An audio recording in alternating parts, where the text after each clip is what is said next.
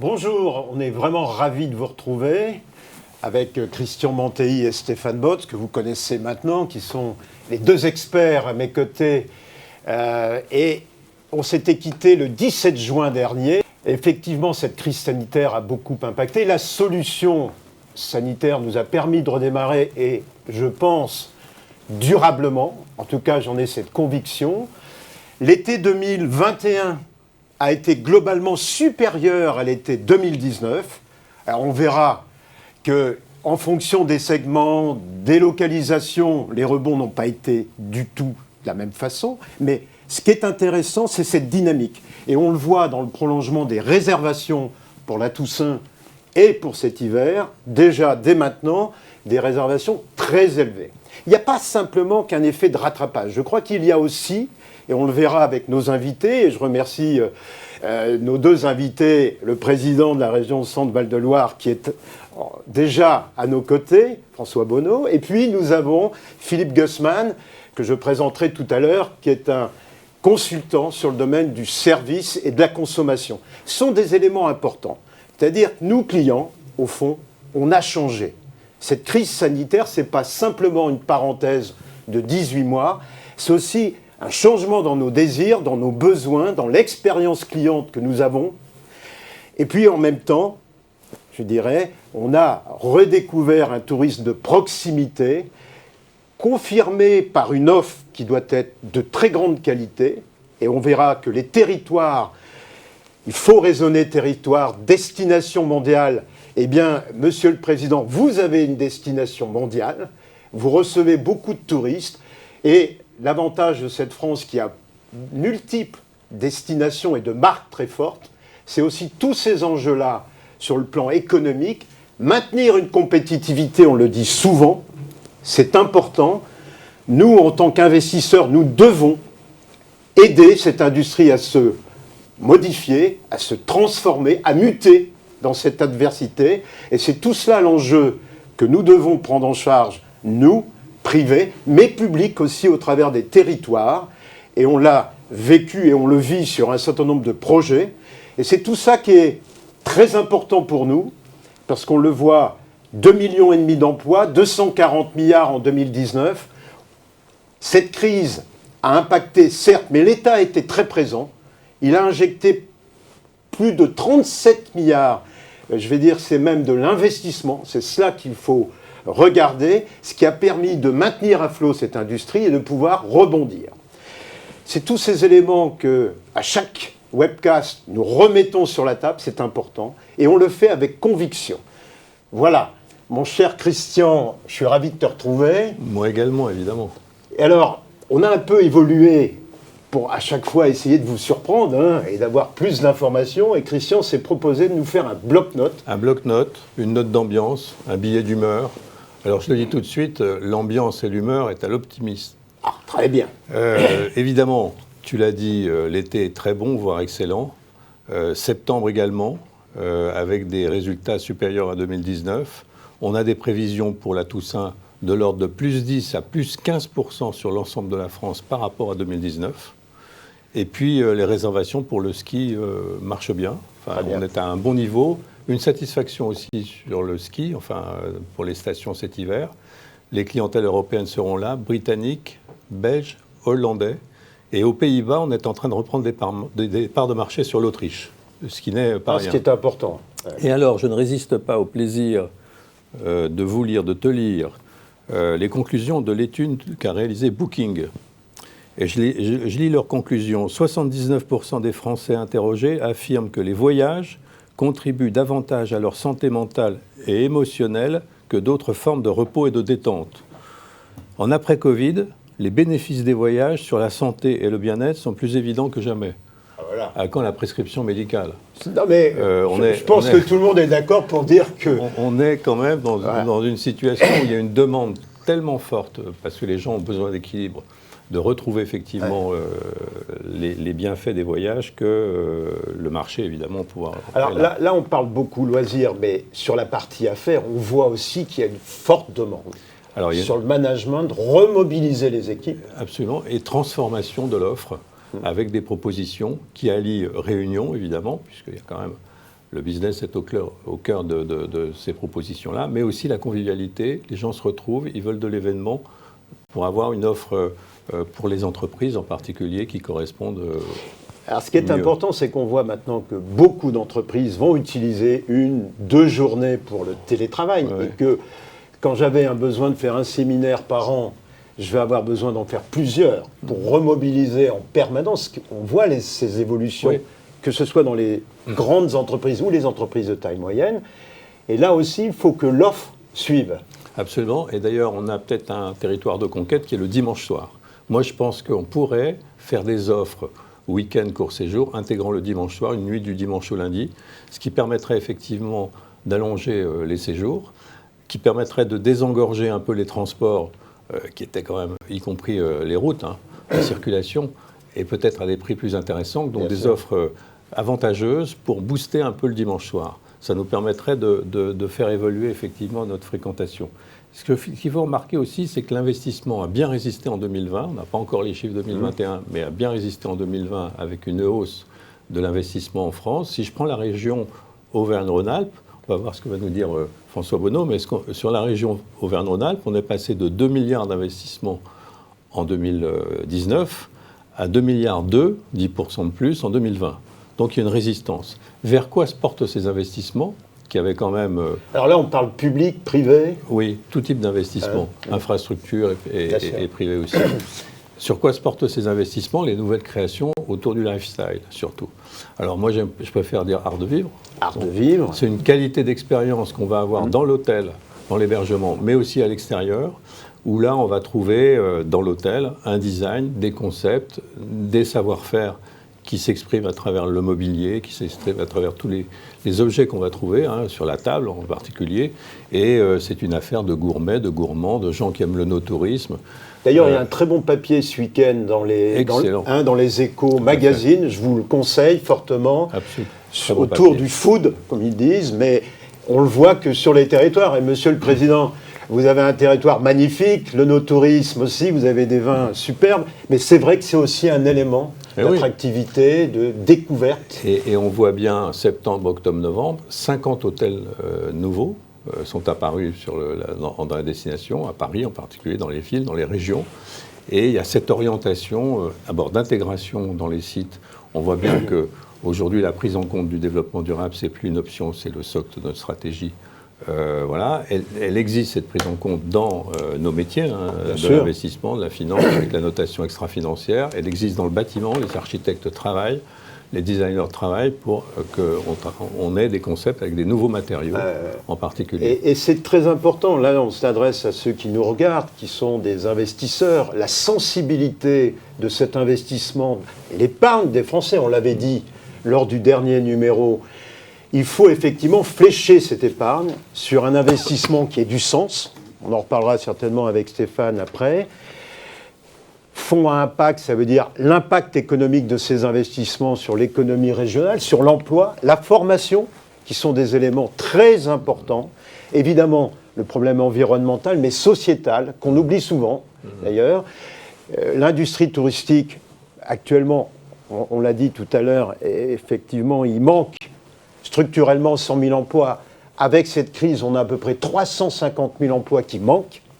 Donc, on se rend compte de l'enjeu de revaloriser ce métier, de former mieux et plus, je veux dire, à cette filière qui est quand même essentielle pour notre pays.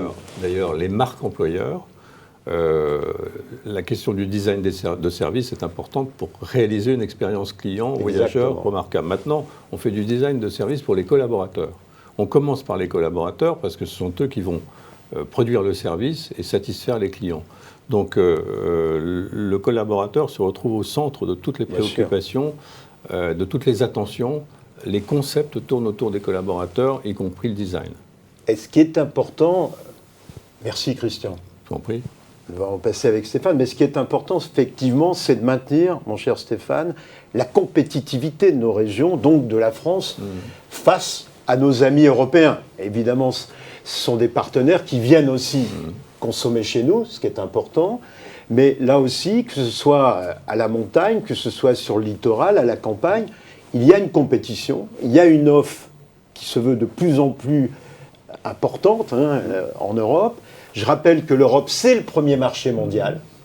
Et au fond, on s'aperçoit que cette reprise se fait sans la clientèle extra-européenne. Exactement. Donc c'est aussi intéressant d'analyser cette reprise. Et en fait, pour rebondir sur ce que tu dis, Pascal, c'est qu'on voit bien que les sous-jacents de la demande touristique sont très forts pour la destination France. On l'a observé qu'effectivement, au-delà du fait que 62% de la clientèle, ou du moins des flux de clients étaient avant tout français, on voit bien que 78% des clients européens consomment la destination France. Et quand on dit consomme la destination France, c'est consomme l'ensemble des territoires qui ont une offre souvent pluridisciplinaire, j'ai envie de dire, en termes de culturel, de no-tourisme, d'hébergement, de typologie d'hébergement, parce qu'on se concentre souvent sur l'hôtellerie, mais il y a aussi le monde de l'hôtellerie de plein air, ou les produits un peu lifestyle qu'on retrouve en zone urbaine, ou éventuellement sous forme de produits de destination en France. Et on voit bien que c'est ce qui permet d'enregistrer des niveaux de performance qui sont très forts, puisque le mois de juillet et août, on l'a observé par rapport à 2019, ou du moins 2020, une reprise avec plus 56% de recettes touristiques sur la destination France. Donc on voit bien qu'il y a un vrai impact, qu'on est le premier pays à repartir sur cette notion de vacances, on va dire, et on l'est extrêmement captif auprès des clientèles. Avant tout du marché domestique, mais aussi européen. Parce qu'on voit bien que si les Anglais n'étaient pas au rendez-vous, peut-être comme il faudrait cet été, mais les clientèles belges, luxembourgeoises, des Pays-Bas, allemandes, étaient très présentes sur le marché. C'est un enjeu important, Stéphane, parce qu'on va en reparler tout à l'heure avec notre président, mais ce qui est important, c'est de voir que, par exemple, Centre Val-de-Loire, c'est près de 10 millions de visiteurs, et l'enjeu, c'est de les fixer. C'est de pouvoir avoir une offre qui va leur permettre de rester plus longtemps et de consommer sur place. Donc l'enjeu de l'investissement dans les territoires est vraiment très important. Alors il se traduit de deux manières, d'accord ? C'est par rapport à cette fameuse reprise d'activité, on voit bien que les destinations ou les territoires ont gagné, on va dire, en surperformance sur la saison estivale, puisqu'ils enregistrent à peu près 23% de recettes globales sur les destinations globales des territoires. On voit bien que même la restauration a gagné très fortement pendant la saison estivale. Exactement. On gagné plus 16 et plus 8% de fréquentation. Et on voit aussi que le rebond est vraiment un vrai rebond de retour des clientèles, puisqu'on l'observe, presque 19 millions de visiteurs cumulés à fin juillet, contre à peu près un 23 millions qu'on l'observait en 2019 quand on l'était à plein. Ce qu'on l'observe quand même, c'est que la période de septembre-octobre sont très bons. Les résultats, Christian l'a évoqué, sont très performants et on voit bien qu'il y a une arrière-saison, un été indien très favorable au secteur du tourisme et qui permet justement de continuer à offrir, on va dire, des lieux de vacances ouverts le plus tard possible. Et là aussi, dernier chiffre qu'on voit, les 60,7 millions de touristes, on voit bien que c'est le marché français qui soutient cette industrie. Et je pense que c'est surtout un mouvement et un changement de consommation. Alors comment ça se traduit ? D'ailleurs, est-ce qu'en Europe, on n'est pas le pays le plus... Si. Oui, on l'est. On est le pays qui a le plus résisté, et dont les résultats sont les meilleurs, globalement. Même si on voit la percée de la Grèce, qui a fait des gros investissements, et qu'il faut souligner que la Grèce, il y a 10 ans, n'était pas une destination au top. Là, elle l'est parce que les investissements étaient très soutenus. Important. On revient toujours à la même chose, l'investissement qui est un élément essentiel. C'est essentiel et ça se traduit justement sur la carte de France qu'on vous a proposée et qui montre un peu l'importance par territoire. On sait très bien que la destination Île-de-France, la destination montagne des Alpes, ou la destination Provence-Alpes-Côte d'Azur ou Pyrénées ont souvent on va dire, des moteurs pour l'industrie dans le cadre de la reprise, puisqu'on voit bien que sur l'histogramme de gauche, on voit bien ce que ça représente en termes de nuitées hôtelières. On voit que sur la part du milieu, on voit ce que ça représente en termes de poids et du PIB dans les territoires. Et je rappelle qu'à ce titre, lorsqu'on inclut l'aérien, parce qu'il est toujours bon de le rappeler, et Pascal, je sais que tu insistes à chaque fois pour qu'on le rappelle, mais ça représente 9 à 10% du PIB français. Il ne faut pas l'oublier, d'accord ? Et que ça représente entre 11 et 12% de l'emploi en France. Donc, c'est la première industrie, on le dit toujours. Exactement. Et quand on parle de carence de 300 à 350 000 emplois, c'est vraiment pénalisant pour même la fameuse reprise que nous observons actuellement et qui pourrait être encore plus dynamique si effectivement on pouvait pourvoir à l'ensemble des postes aujourd'hui. Et aujourd'hui, on voit bien que certaines régions qui sont... Emploi non délocalisés. délocalisable, je le rappelle en très permanence, parce que c'est très important aussi pour notre économie. Le tourisme étant ancré dans ces territoires, ce n'est pas délocalisable. On peut à la rigueur transférer du savoir-faire à nos camarades, autres pays comme la Chine qui en ont besoin, mais en tout état de cause, c'est une vraie compétence que nous avons et c'est un vrai déploiement que nous avons. Et ça se traduit par des modes de consommation, si tu me permets, Christian, et je pense que Philippe Gussmann pourra rebondir encore plus sur ces modes de consommation. C'est qu'aujourd'hui, il y a deux grands modes de consommation qui sont en train d'émerger. Il y a ce qu'il y a autour du tourisme d'affaires et on va dire ce qu'il y a autour du tourisme de loisirs et de l'expérientiel. Côté tourisme d'affaires, on se retrouve sur des modes actuellement du fait de la révolution sociétale que nous avons vécue ou que nous vivons toujours post-Covid, parce que moi je préfère dire post-Covid parce que je considère qu'avec la majorité de la population vaccinée et cette réassurance sanitaire, nous sommes passés à une nouvelle étape, j'ai envie de dire, de la reprise du tourisme d'affaires. Et on voit bien qu'aujourd'hui, il y a des nouveaux modes qui apparaissent, comme les commuters, les bleisure, et c'est certainement le plus important, ou le work from anywhere.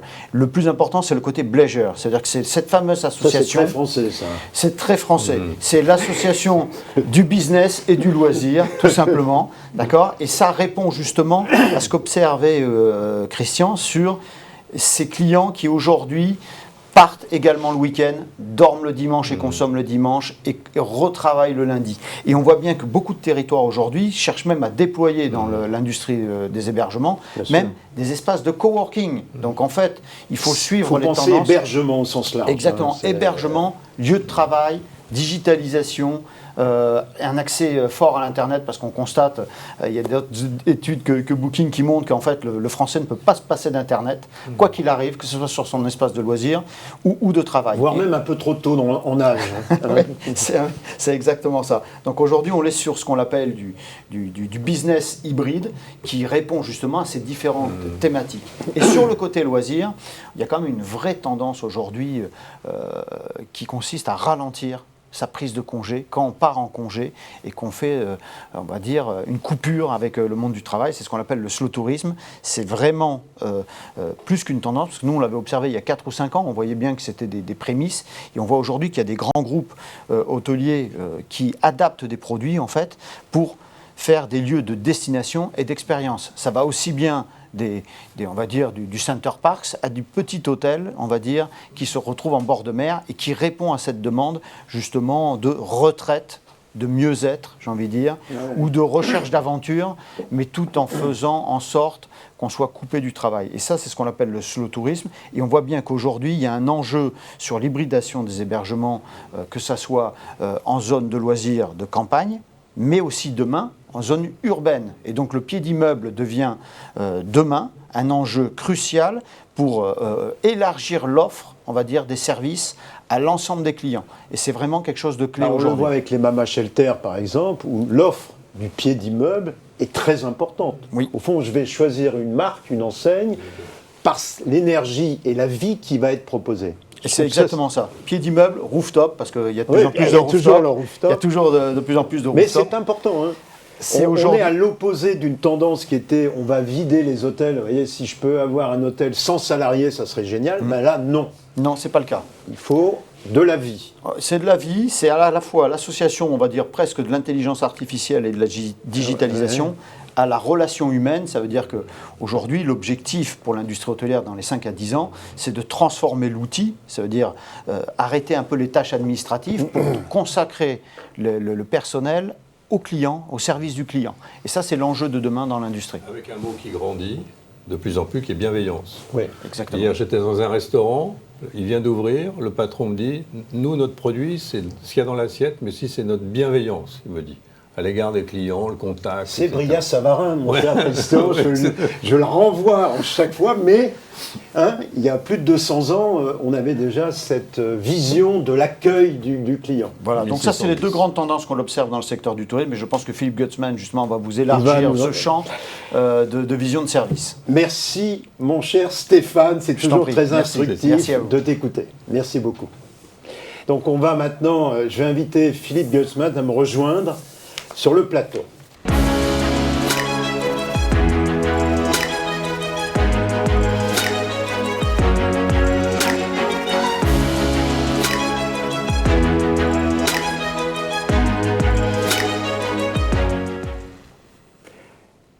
Eh bien voilà, j'accueille mon premier invité, Philippe Gussman. Philippe, pour vous présenter rapidement, mais vous pouvez me corriger, hein, il n'y a aucun problème là-dessus. Vous avez une partie de votre carrière dans la distribution. Ouais. On peut citer Auchan. Vous avez été un des dirigeants, vous avez dirigé des hypermarchés et vous avez aussi, à un moment, réfléchi sur la demande des clients. Oui. Comment la marque, l'impact. Et puis aujourd'hui, vous avez créé votre cabinet conseil, vous êtes consultant dans ce domaine. Alors ce qui va nous intéresser aujourd'hui, c'est, on en a parlé un petit peu avec Christian, Stéphane, et on va en reparler certainement avec François Bonneau, c'est le problème du service en France. Oui. Alors on en parlait hors plateau tout à l'heure, on confond toujours service et servitude. Oui. C'est un vrai sujet parce que, au fond, on rappelait Brillat-Savarin, mais d'autres avant, où le client doit être accueilli. Le service est un élément de montée en gamme de l'offre. Oui. Donc, comment aujourd'hui on peut convaincre que c'est un élément essentiel, le service ? D'abord, vous l'avez dit, il y a le service, je dirais presque dans l'histoire, on en a de plus en plus. Il y a des travaux universitaires très anciens qui montrent quelque chose qui s'appelle la courbe du sourire. Et qui montre, ça s'appelle comme ça, c'est amusant, c'est bien. Moi, qui est en fait la chaîne de valeur sur une activité quelconque, et qui montre que par le passé, elle était relativement linéaire, et donc les activités, par exemple, de production, qu'on trouve au milieu de cette chaîne, étaient assez importantes, et les activités plus de service au client, en proximité au client, étaient évidemment à un bout de la chaîne, et les activités de R&D de l'autre côté, et c'était relativement linéaire. Et depuis une quarantaine d'années, cette droite, anciennement du sourire, devient une courbe du sourire. Elle se tord de plus en plus. Les activités productives, dans tous les secteurs d'activité, perdant du poids dans la valeur globale, au profit de la recherche et développement d'un côté, ce qui crée la différence des offres, évidemment, quel que soit le domaine, encore une fois, et de l'autre côté, les services. Pourquoi ? Parce que ce qui crée la valeur d'une chaîne globale, ce n'est pas en fait les acteurs économiques. C'est ce que le consommateur, ce que le client en fait lui-même. C'est comment il le vit. Et d'ailleurs, comment on le lui délivre avec le service, mais d'ailleurs, si lui-même est performant dans la transformation de ce qu'on lui propose. S'il rate quelque chose, eh bien, il aura une perception de toute la chaîne qui sera déceptive. Je vais prendre une image qui est plutôt de mon monde, mais tout le monde la comprend. Prenons l'image d'une entrecôte. Tout le monde voit très bien le sujet. Eh bien, vous pouvez avoir un éleveur qui a fait un superbe travail. Derrière, les bouchers, c'est une excellence française, qui font un super travail de découpe de viande. Toute la chaîne peut être très bonne. Si à la fin, chez vous à la maison, vous la cuisez mal, ou alors vous n'avez pas trouvé le bon vin qui va avec, ou le bon accompagnement, ou que ce soir-là, tout le monde autour de la table se fait la gueule, eh bien vous aurez une mauvaise expérience, et la valeur générée par l'ensemble des acteurs sera détruite. Et c'est là où il faut distinguer, je pense, la chaîne de valeur, c'est-à-dire ce que le consommateur perçoit au bout, et qui est forcément collective. Chacun ensemble, on arrive à le délivrer. Alors l'image de l'entrecôte, pour nous, ça va. Dans la restauration et dans le tourisme, ça s'adapte. Et vous avez raison. Voilà. Il faut distinguer cette valeur des coûts. Parce que par contre, les coûts, tout le monde les porte. Ouais. Chacun dans son activité. L'éleveur, le boucher, mais comme l'hôtelier, les transports publics, je vois le président du conseil régional, etc. Tout le monde a ses propres coûts. Mais la valeur que nous générons, elle est collective alors que les coûts sont individuels. Et donc, on va devoir travailler ensemble pour générer de plus en plus de services, pour faire quelque chose. C'est un mot que j'utilise depuis très longtemps, parce que dans l'entreprise que vous avez citée où j'étais, il était à une époque affiché en gros dans le siège social. On est là pour faire réussir le client. On n'est pas là pour lui vendre quelque chose. On est là pour faire réussir le client. Et donc, on est obligé de jouer collectif pour ça. Un peu l'expérience cliente, quand on évoquait tout à l'heure. Effectivement, aujourd'hui, la demande, qui est important d'écouter. Alors, j'aurais beaucoup de questions à vous poser là-dessus. Est-ce qu'on est en capacité aujourd'hui, en tout cas, de bien écouter la demande des clients ? Comment je la transforme ? Au fond, c'est ça qui est important. Et vous le disiez, il ne suffit pas d'avoir des convictions. L'exécution est importante. Et c'est en finale que je ressens toute la qualité du service. Et au fond, à la fin de la chaîne, c'est aussi ce rapport qualité-prix. Alors oui, et c'est difficile. Et le sujet est je trouve absolument passionnant en ce moment. Et c'est un mouvement qu'on perçoit depuis une quinzaine d'années, mais qui est en train de se cristalliser. Pendant 50 ans, en gros depuis la fin de la guerre jusqu'aux années 2000, on est dans un mode de consommation, et je pense que de ce que je connais du tourisme, n'échappe pas à cette règle-là. On est sur cette qu'on a connue en France et dans les pays occidentaux, cette émergence de grandes classes moyennes, où finalement les horizons de consommation de la très grande majorité de la population sont convergentes. Ce qui diverge, c'est les moyens dont on dispose. Et donc on a construit des offres partout, dans des logiques d'entrée de gamme, milieu de gamme, haut de gamme, etc. Finalement, on a tous le même besoin ou la même envie, mais on hiérarchise par le prix. Et ça a été très bien dit tout à l'heure, depuis une quinzaine d'années, sous la pression sociétale notamment, on a un éclatement complet d'ailleurs de cette grande classe moyenne, y compris sur le champ politique, qui fait que les aspirations des gens sont de plus en plus diverses. Et c'est très intéressant parce que ça veut dire qu'au bout, quand on parle de services, chaque groupe social, chaque groupe affinitaire, peu importe, a des aspirations qui vont être différentes, distinctes du voisin. Ce qui a à la fois l'effet de renforcer le besoin de service, puisque le même produit, ce qui est effectivement produit, va avoir des effets utiles totalement différents suivant les groupes auxquels on s'adresse, en fonction de la couche de service qu'on y rajoute au bout. Et donc, on se retrouve avec une multiplicité de services, une variété considérable, ce qui ouvre un champ des possibles fabuleux pour les offreurs, mais en même temps, avec cette importance encore plus forte que par le passé de cette couche de services. Et je retrouve d'ailleurs là la courbe du sourire, ce qui fait que ce qui crée la valeur, c'est ce qui est au bout. C'est ce qui crée la transformation. Et vous avez utilisé le terme d'expérience client. Je voudrais juste faire un point rapide là-dessus. Parce que, en tout cas dans mon monde, j'espère que dans celui du tourisme ça l'est moins, mais souvent on traduit l'expérience client par, en réalité, l'expérience d'achat. En magasin, comment on a vécu le magasin. Mais fondamentalement, on s'en fiche. Personne consomme dans le magasin, sauf au restaurant. Mais personne consomme en magasin. Le sujet, ce n'est pas l'expérience d'achat. Le sujet, c'est comment, effectivement, l'expérience d'achat concourt à l'expérience client, à comment il vit l'usage de l'offre qu'il a.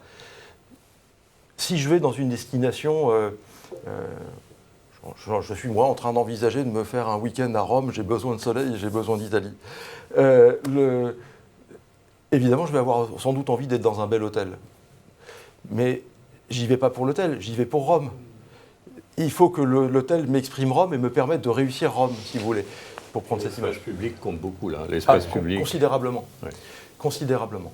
C'est, bien sûr, c'est la grosse différence, en préparant notre échange, pour moi, c'est la grosse différence entre le monde de la consommation, de la grande consommation et le monde du tourisme. C'est le poids colossal des collectivités publiques dans les business models du tourisme. Ce qui me semble être très important parce que je crois que les collectivités publiques, l'État, les régions, les villes évidemment, ont probablement 3 niveaux de responsabilité dans cette affaire. Donc je m'avance un peu, mais 3 niveaux de responsabilité. Le premier, et qu'il ne faut pas oublier, c'est qu'il appartient quand même, dans nos démocraties, à l'État, aux collectivités, finalement, d'exprimer le politique et d'exprimer la vision politique, c'est l'expression démocratique. C'est très important et ce n'est pas toujours fait. C'est-à-dire que souvent, on a des collectivités qui vont très vite essayer d'agir sur les moyens sans avoir réellement exprimé la vision et l'ambition collective. Donc ça, c'est un premier point. Qu'elle soit positive ou pas pour nos business. Je travaille, je vis à Paris, on peut discuter de ça. Mon propos m'engage que moi, mais il y a des choix politiques qui sont faits, qui sont parfois pas très propices pour le développement du commerce ou autre, et c'est le choix politique. Ça, c'est un premier point. Le deuxième, c'est que pour réussir les effets utiles dont j'ai parlé, pour faire réussir le client, c'est bien une chaîne de valeur. Il se trouve que dans cette chaîne de valeur, les collectivités publiques, elles sont présentes, ce qui est assez différent de mon monde de la consommation, où elles sont relativement absentes, et on aurait tendance à penser que moins elles sont présentes, mieux on va se porter. Tout simplement parce que l'efficacité des acteurs privés, la productivité des acteurs privés est évidemment plus efficace, et que dans le champ qui est le mien, par exemple la consommation alimentaire, la vision politique est assez décalée de la réalité des marchés, et ça pose des problèmes. Là, ils sont acteurs, opérateurs de façon extrêmement concrète. l'espace public, les transports, la propreté des villes, etc. Et donc, La sécurité. La sécurité, évidemment. C'est Et donc, toujours ils un doivent... aspect qu'on sous-estime, mais qui est Voilà. important. Et donc ils doivent complètement assumer ce rôle, je dirais presque comme un acteur économique, et faire partie de cette chaîne de valeur, et s'inscrire comme ça, de cette façon. Et en même temps, il y a un troisième rôle, et il faut bien distinguer les trois, ce qui est assez compliqué, j'imagine, pour les décideurs politiques. Ce troisième rôle, c'est, je dirais, une logique d'écosystème, ou une logique de plateforme. Pour que ces écosystèmes fonctionnent et qu'ils génèrent de la valeur, il faut que l'ensemble de ces maillons se parlent. Il faut qu'ils puissent dialoguer, il faut qu'ils puissent être réunis. Et quand on discute de ces sujets, à l'évidence, la puissance publique peut endosser ce rôle, alors soit directement, soit par le biais d'agences, plus ou moins privées, plus ou moins adossées par l'État. J'ai en tête évidemment ici le rôle que peut endosser Atout France, mais et donc l'État ou les collectivités ont un rôle d'impulsion de ça.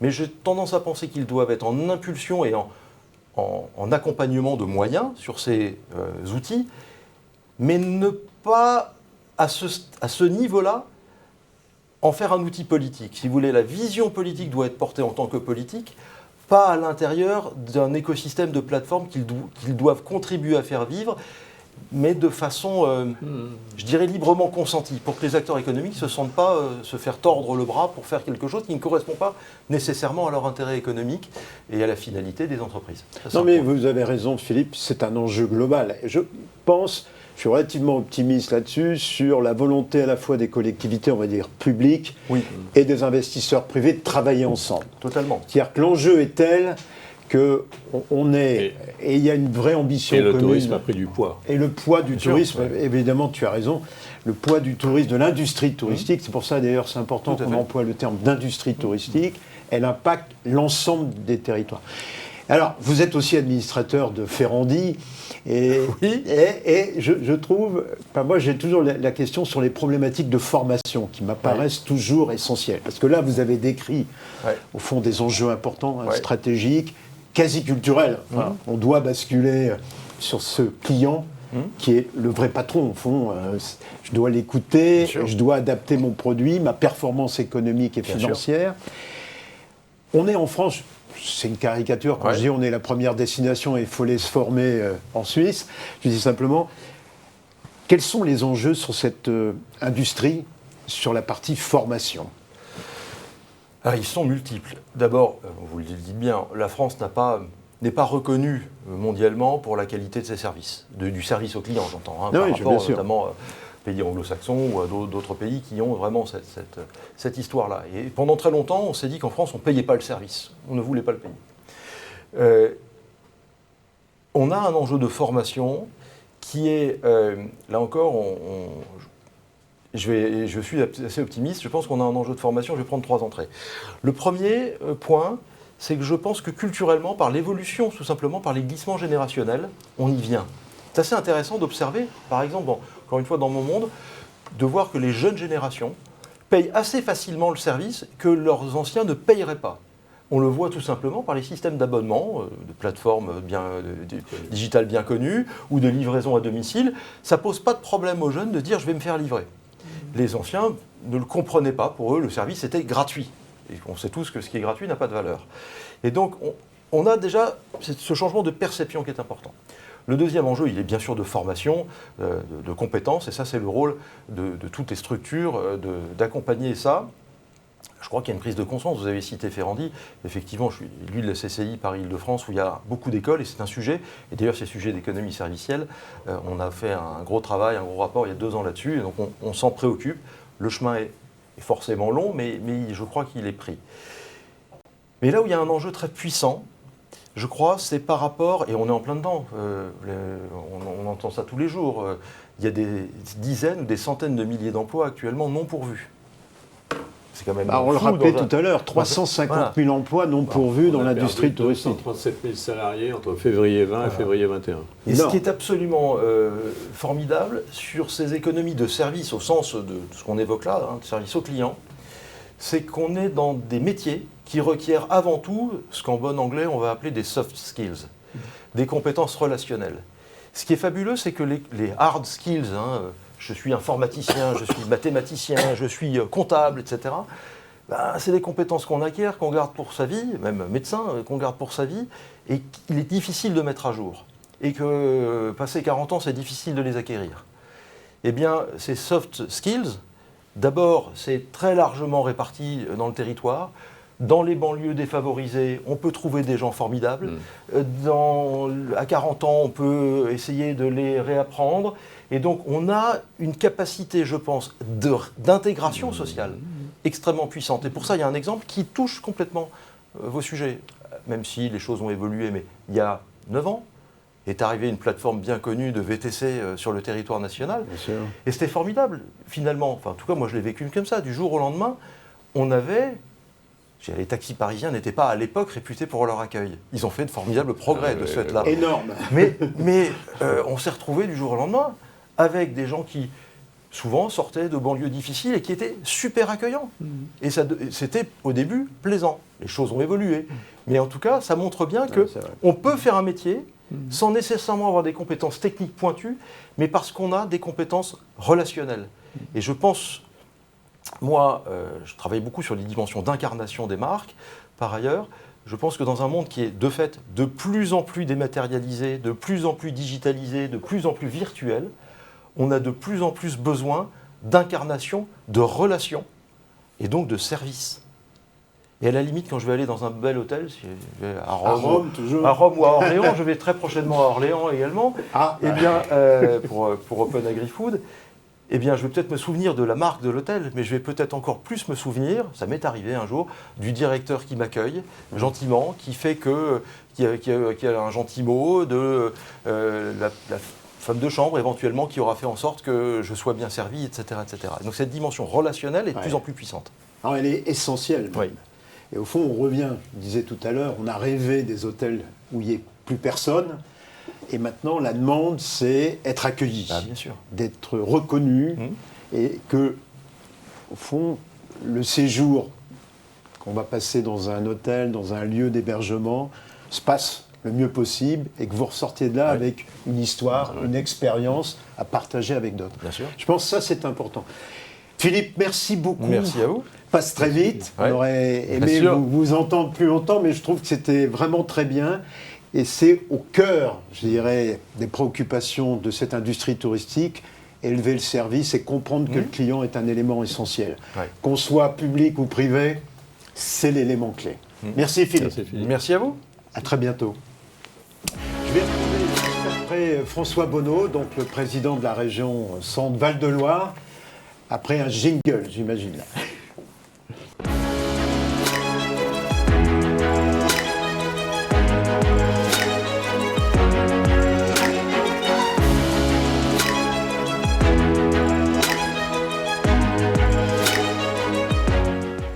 Bonjour Monsieur le Président. Bonjour. Je vous remercie encore d'être à nos côtés ce matin. Je sais qu'on a un peu bousculé votre agenda et donc on est vraiment ravis que vous soyez notre invité ce matin. Vous présidez depuis, je crois, 2007, cette belle région du Centre-Val de Loire. Peut-être nous dire quelques mots sur les grandes métriques de votre région sur le plan touristique. À l'écran, on voit les éléments que Stéphane Botz nous parlait tout à l'heure sur le poids du PIB. Je rappelais les 10 millions de visiteurs.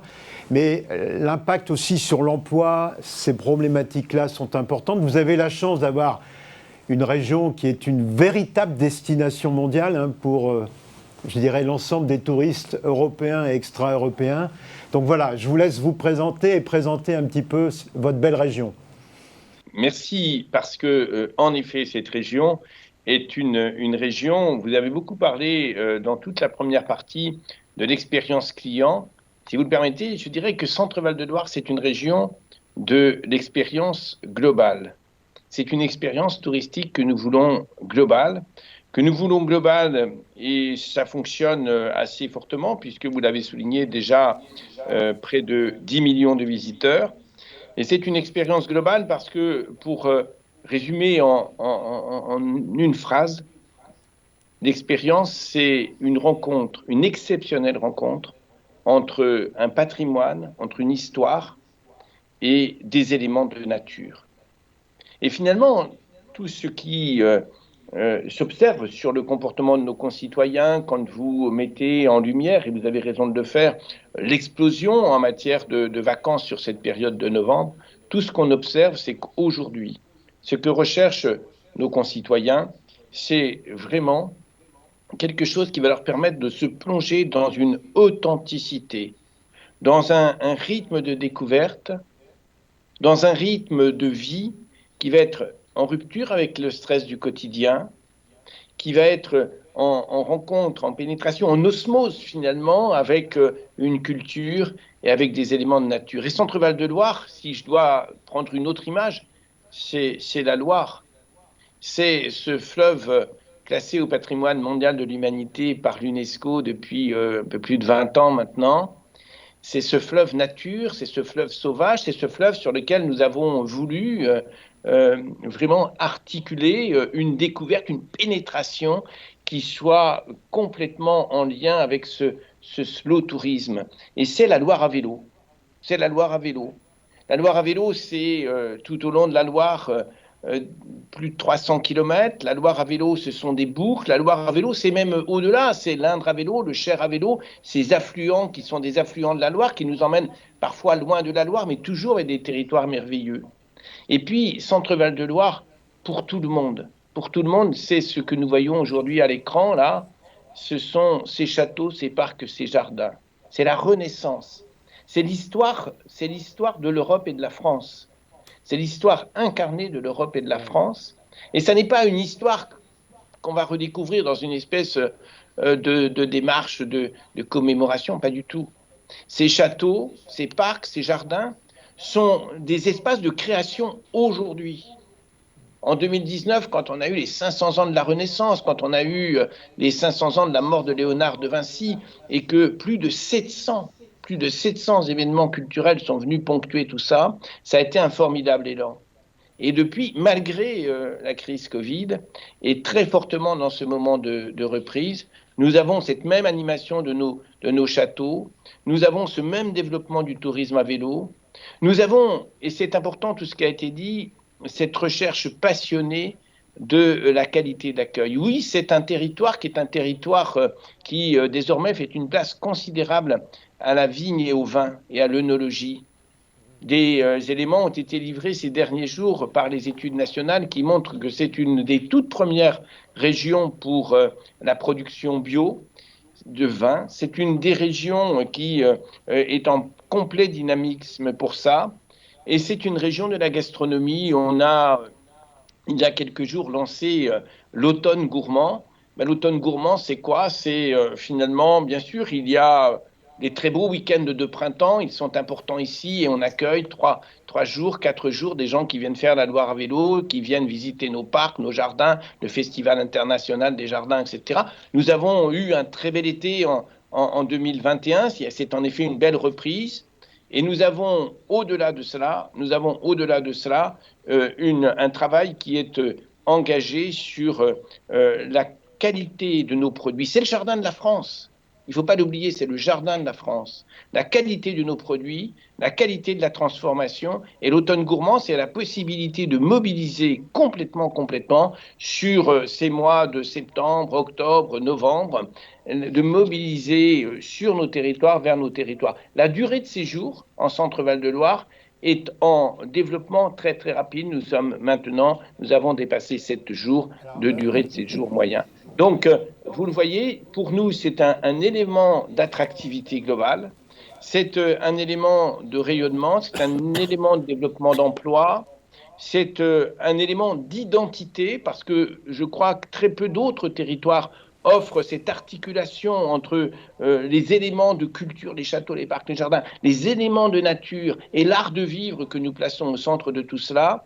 Et c'est par rapport à ce qui vient d'être dit sur la vision que porte le politique. Oui, c'est pour moi, en tant que président de région, je veux le dire vraiment, à travers le tourisme, à travers le développement, c'est quelque chose qui est structurant pour notre région. C'est une des politiques, la politique touristique, qui est structurante et qui est fédérative. Est-ce que je peux livrer cet élément?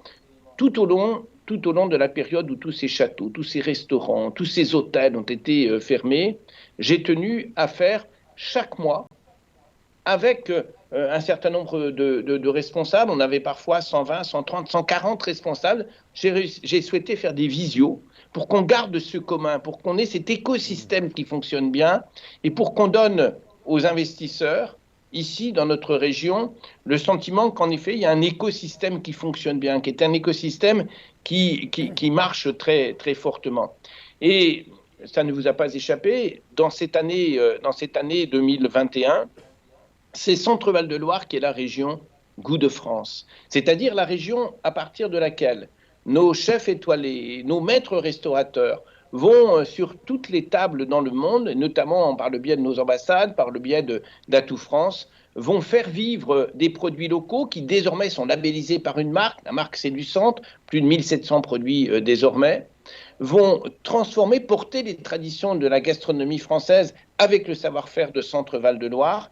Et cette reconnaissance-là, elle est, je crois, la marque globale. Oui, une expérience globale, oui, un projet global, oui, un projet d'identité, oui, le tourisme très fortement pour cette région située aux portes de Paris. Pourquoi tous les indicateurs le montrent, Centre-Val de Loire est la région qui capte le plus ces nouvelles vacances de novembre. Et de très loin, on a 180% d'augmentation par rapport aux réservations par rapport à la même période 2019. Eh bien parce que nous sommes près de l'île de France, un énorme réservoir, nous sommes ouverts sur l'Europe, avec une proximité assez grande avec les aéroports parisiens, avec une ligne TGV qui vient à Tours très directement en 1 heure depuis Paris. Et cet ensemble-là nous positionne vraiment comme un espace d'attractivité avec une grande, grande diversité des accueils. On a aujourd'hui, vous le savez, des projets qui sont des magnifiques projets en termes d'hébergement, des projets très, très diversifiés. On a connu, par exemple, sur Tours, le nouvel hôtel Hilton. Nous avons les sources de Cheverny. Cheverny, ça parle château, ça parle la Loire, ça parle notre histoire et nos fiertés. On a le relais de Chambord pour suivre sur les pas de François Ier. Nous avons les Hauts de Beauval. Tout ça, ce sont des choses qui sont aujourd'hui et de fraîche date engagées. De magnifiques projets à venir qui sont engagés, dont la presse parle régulièrement, le projet de reprise et de transformation en hôtel du château d'Éclimont dans l'Eure-et-Loire. Nous avons également un magnifique projet qui va ouvrir au cœur de Blois, qui sera un projet de restaurant 2 étoiles, c'est celui de Christophe Hay, avec un hôtel 5 étoiles sur les bords de la Loire, au cœur de Blois, et c'est Fleurs de Loire.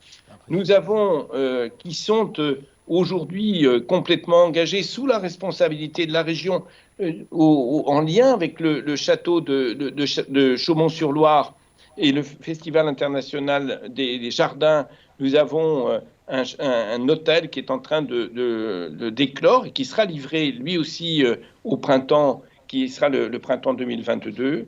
Nous avons à Dreux des choses qui s'engagent avec la transformation d'anciens sanatoriums en hébergement touristique.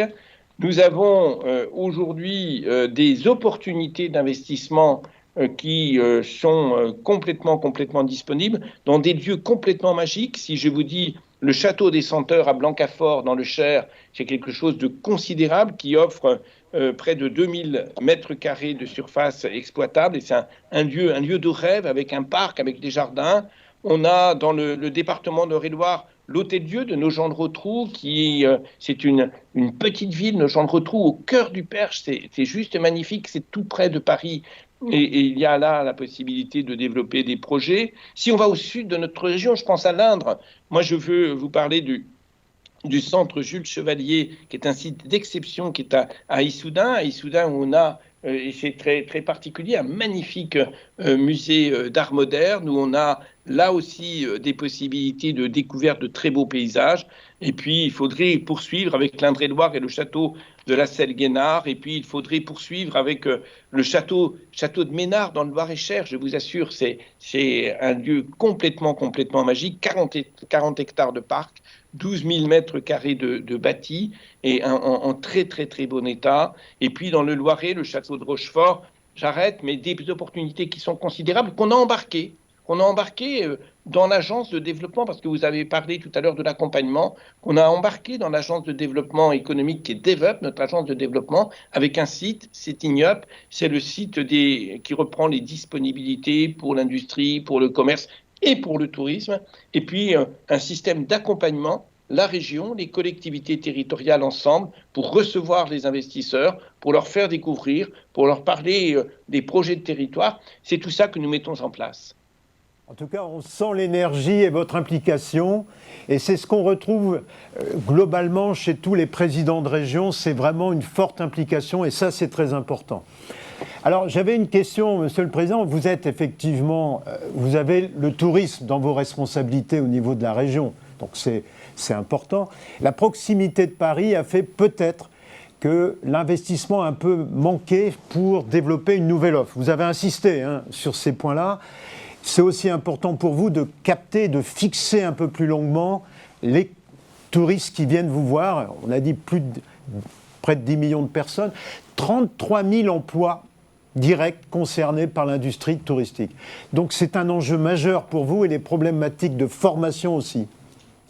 Oui, la formation pour le secteur du tourisme et pour d'autres secteurs, mais pour le secteur du tourisme, pour l'hôtellerie, pour la restauration, pour l'accueil, etc., la formation est vraiment un élément complètement central. Ne pas être en situation d'y répondre serait bloquer tout le reste, bloquer le développement, bloquer l'investissement, etc. Donc on en a fait une priorité. Et j'ai souhaité mettre en place en Centre Val-de-Loire quelque chose qui est très, très, très, très près de l'attente et de la demande des entreprises et qui est très impliquant pour ces entreprises. J'ai mis en place un dispositif qu'on appelle DEFI, Développement de formation inclusive. Si un propriétaire, si des propriétaires sur un territoire, si des responsables de sites sur un territoire disent nous avons autour de tel ou tel métier, l'accueil, le service, etc., nous avons des besoins, eh bien, nous répondons immédiatement en proposant à ces responsables de venir travailler avec nous pour faire connaître les métiers à des personnes qui sont aujourd'hui à la recherche d'emploi, pour les mobiliser dans une formation au sein de laquelle les entreprises vont être très, très, très, très présentes. Elles vont participer à définir le contenu de la formation. La formation se passera en large part au sein des entreprises. Et quand on met ça en place, le résultat, c'est que 95-97%, on a aujourd'hui un recul là-dessus, des personnes qui ont été formées, parfois sur des formations courtes, dynamiques, vont rentrer effectivement dans l'emploi. Ça se solde par un contrat de travail. Et donc, oui, on sait aujourd'hui, la crise Covid a accéléré ce que vous avez dit, la difficulté à sourcer l'emploi. On sait aujourd'hui qu'il faut des formes nouvelles, des formes hyper réactives de valorisation de ces métiers. Nous travaillons aussi, j'en discutais avec un restaurateur hier soir, nous travaillons aussi avec eux pour faire évoluer le contenu des emplois. Il y a 1000 manières de le faire. Parfois, on était sur des emplois qui couvraient une part très importante de la semaine, avec des creux à l'intérieur de la journée. On voit des responsables de restaurants, etc., qui vont recomposer le temps de travail, qui vont passer à 2 brigades pour avoir une meilleure gestion du temps de travail de leurs collaborateurs, qui vont mettre un jour de moins d'ouverture parce que ça va permettre de garder des collaborateurs qui sont des collaborateurs talentueux. Il faut travailler sur tout ça. Il faut travailler sur tout ça dans un écosystème gagnant. Puis il faut donner de ces métiers vraiment l'image qui est la leur. Ce sont quand même des métiers passion. Regardez vous avez réussi à faire, ce qu'on a réussi à faire autour de l'image des chefs aujourd'hui. Eh bien, il faut qu'on arrive à faire la même chose sur toute la chaîne des métiers du tourisme. J'espère que vous aurez un peu d'influence sur la SNCF, parce qu'entre Paris et Orléans, on ne peut pas dire qu'on soit gâté par les trains. J'ai fait l'expérience moi-même en venant visiter votre très jolie ville d'Orléans, que je dois dire, que j'ai redécouvert. J'étais dans un train, dans un état épouvantable, avec des touristes étrangers. Et je trouve que ces éléments de mobilité sont quand même essentiels aussi. Alors vous avez parlé du TGV Paris-Tours, ça c'est parfait. Mais je trouve qu'améliorer les dessertes, c'est quand même un élément aussi important. C'est la première image qu'on a aussi.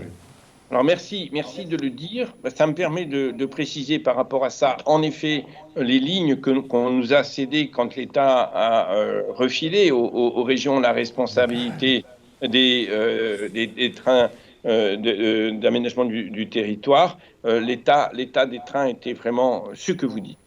Et nous avons voulu, et j'ai voulu, que le plus vite possible, et ce sera fait fin 2022, la totalité de ces rames soit complètement changée. Fin 2022, les rames qui feront Paris, Orléans, Blois, Tours, c'est-à-dire la colonne vertébrale de notre tourisme, seront des rames neuves. Quelques-unes, 4 sont déjà arrivées, il y en aura 32. C'est un budget de plus de 500 millions d'euros, un énorme budget. On a été aidé là-dessus par l'État, mais j'ai vraiment voulu mettre le paquet là-dessus, changer très vite. Et puis, au-delà de ça, il y a la qualité de service, il y a la régularité. On paie aujourd'hui les conséquences, ça c'est important, on paie aujourd'hui les conséquences de trop longues années pendant lesquelles les lignes n'ont pas été entretenues, et parfois sur Paris et Orléans, il nous a fallu en effet arrêter la circulation parce qu'il fallait des travaux d'urgence, etc. Le programme il est engagé dès 2022, 2 nouvelles rames partout. Parfait. Merci en tout cas, Monsieur le Président, d'avoir nous accordé du temps, et on était ravis de vous accueillir sur ce plateau. Monsieur le Président. Merci. Bonne fin de journée. Merci. Merci à vous. Au revoir. Mon cher Christian, on arrive à la fin de l'émission déjà. Ça passe vite. Oui. Qu'est-ce que tu as retiré de cette heure D'abord, on est allé dans des constats, analyses assez profonds.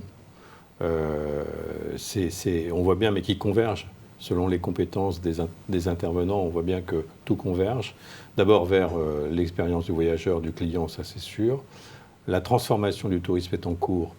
Je dis toujours, la transformation va plus vite que l'observation de la transformation. C'est vrai. Donc c'est quand on marque un temps d'arrêt, qu'on s'aperçoit à travers les investissements qui sont faits, ce qu'on a évoqué sur l'art de vivre, le lifestyle, ce qui se passe dans les régions, l'engagement des collectivités, des présidents de région eux-mêmes. C'est quand même assez impressionnant d'entendre un président de région qui est autant engagé, qui connaît très très bien ses dossiers, qui pourrait nous dire investissement par investissement exactement ce qu'il faudrait faire. Qui incarne ça complètement, qui est voilà. Ouais. Et ça c'est nouveau aussi dans le secteur du tourisme. On a vraiment un engagement du public et du privé qui est très très fort. Donc tout converge à partir de nos compétences conjointes. Elles se sont exprimées aujourd'hui. C'était très pertinent, très compétent. Il y a des éclairages de Stéphane, de Philippe, très très intéressants, évidemment les tiens aussi. Et on a pu comme ça constater qu'on était en route, pour ne pas dire en marche. Et ça me permet de faire le lien avec ce que nous annonce le président de la République, c'est-à-dire un plan. On peut peut-être rappeler juste qu'il y a une réunion. Le 4 novembre, il y aura une grande réunion effectivement avec des investisseurs français et étrangers, mais surtout, enfin pas surtout, mais à côté, il y a aussi l'annonce d'un plan de reconquête et de transformation du tourisme à laquelle travaille ardemment Jean-Baptiste Lemoyne en particulier. Qui est le secrétaire d'État au tourisme, qu'on rappelle.